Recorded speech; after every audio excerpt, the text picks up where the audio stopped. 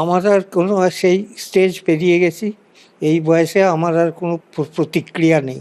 যে বাদ দিয়েছে তার নিশ্চয়ই তাকে জিজ্ঞেস করতে হবে কেন বাদ দিল, কারণ আমি বাদ যাবার মতন লোক নই।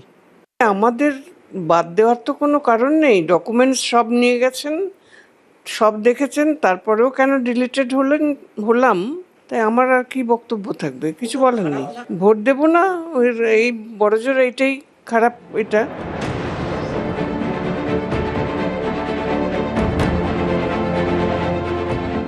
নন্দলাল বসু তার আঁকা ছবিতে সহজ পাঠ যেন আরো সহজ। রবীন্দ্রনাথ ঠাকুরের একাধিক বইয়ের অলংকরণ করেছেন। তিনি কলা ভবনের অন্যতম প্রাণপুরুষ, অবনীন্দ্রনাথ ঠাকুরের শিষ্য। ভারতের সংবিধানের মূল পাণ্ডুলিপির অলংকরণও তিনিই করেছেন। নন্দলাল বসু শিল্পের সাধক, তার পরিবারের সদস্যেরও নাম বাদ।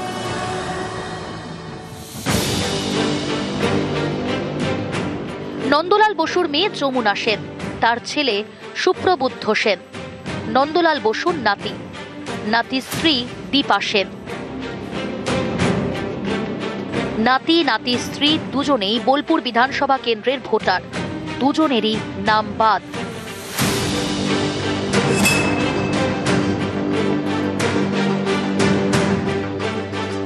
নন্দলাল বসুর নাতির নাম বাদ, নাতির স্ত্রীর নাম বাদ, বাদ গিয়েছে তাদের বাড়ির কেয়ারটেকারের নামও।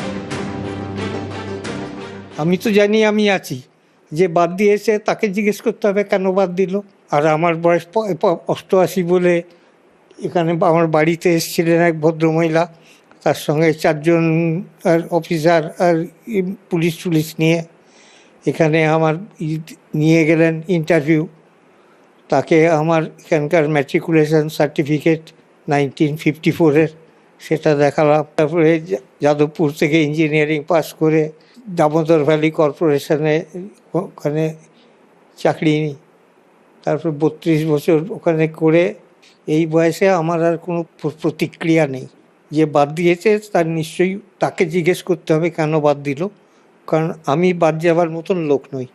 আমাদের বাদ দেওয়ার তো কোনো কারণ নেই, ডকুমেন্টস সব নিয়ে গেছেন, সব দেখেছেন, তারপরেও কেন ডিলিটেড হলাম, তাই আমার আর কি বক্তব্য থাকবে, কিছু বলার নেই। ভোট দেব না, এই বড়জোর এইটাই খারাপ। এটা খুব দুঃখজনক বিষয়।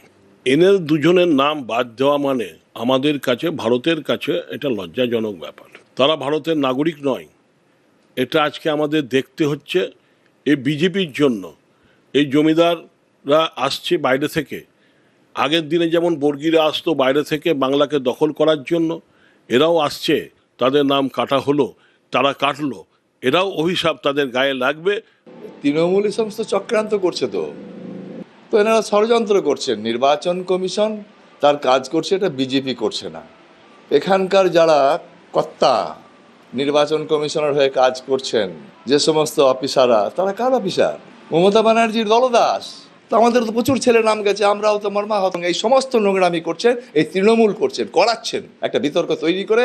লজ্জা, এরা লজ্জা। বীরভূম থেকে ইন্দ্রজিৎ রুজ, নিউজ 18 বাংলা।